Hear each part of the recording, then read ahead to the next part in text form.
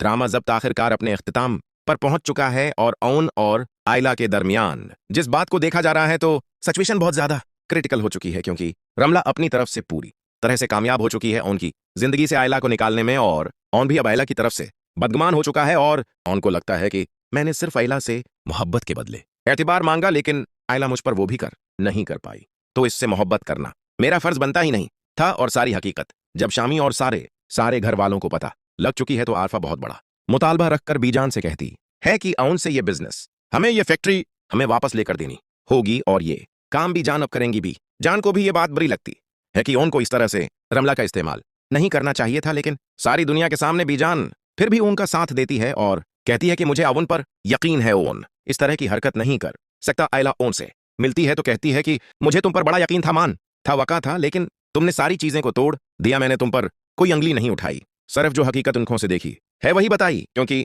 रमला ने इजहार मोहब्बत किया था तो ओन कहता है कि तुमने सिर्फ एक अंगली नहीं उठाई बल्कि 5 अंगलियां मेरे मना पर छाप दी हैं, और तुमने मेरी मोहब्बत के साथ जो क्या है उसके बाद मेरा दिल नहीं कर रहा कि मैं तुमसे बात भी करूं। ये बात सुनकर आयला कहती है कि अवन ऐसा भी मैंने क्या कर दिया? तो ओन कहता है कि मैंने तुम्हें कहा था कि मैं तुमसे बेपनाह मोहब्बत करता हूं, लेकिन इस मोहब्बत के बदले तुम्हें मुझे कुछ और नहीं सिर्फ एतबार देना है, लेकिन मुझे तुम वो एतबार भी नहीं दे पाई, और तुमने हम दोनों के रिश्ते को मजाक बनाकर रख दिया, दुनिया को खुश कर दिया, और ऊन वहां से रुखसत हो जाता है। आयला बहुत ज्यादा रोती गड़गड़ाती है। आयला को रोता हुआ देखकर शामी कहता है कि जितना तुम्हें सदमा लगा है इतना ही मुझे अफसोस है कि तुम्हारे शोहर ने तुम्हारी कदर नहीं की। तो आयला कहती है कि मुझे किसी की हमदर्दी की जरूरत नहीं। आयला और शामी को बात करते हुए देखकर शमसा पहुंच जाती है और आयला को लेकर वहां से चली जाती है। आयला शम्स से कहती है शमसा कि अब उनके पास सब कुछ आ चुका है, तो तुम्हें क्या मसला है? अगर वो रमला से निकाह कर भी लेता है तो उनका हाथ नहीं छोड़ना